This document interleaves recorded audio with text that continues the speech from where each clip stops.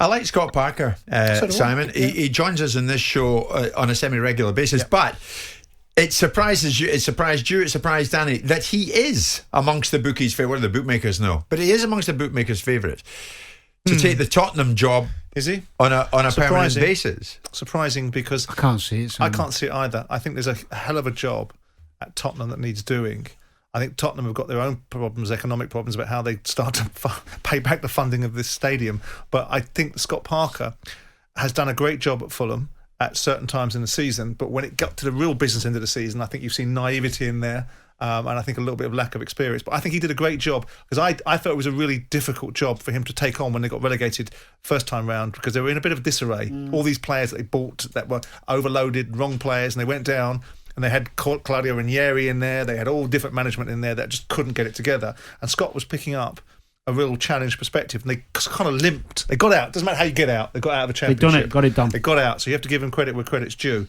But being in the Premier League is a whole different dynamic, and there's really not a lot, with the best respect in the world to Scott Parker, that I've seen from Scott that tells me he can pick up the cudgel at Tottenham and fix the problems that are there. Any idea who Tottenham need? I mean, this will be honest before we know it. You know that? Ryan Mason will say his goodbyes. Thank you for doing what you did. Depends what you want, doesn't it? I mean, ultimately, they had Mourinho in place that would have probably delivered them a far more compelling League Cup performance than the one that they did, and they might have got nearer to where they were aspiring to get.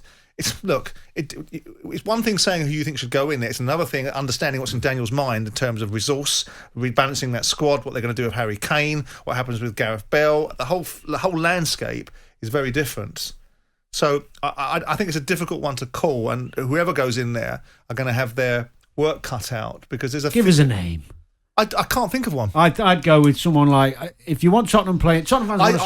What I have repeatedly said is Nuno Espirito Santos. That's who I've repeatedly said. Too pragmatic, too defensive.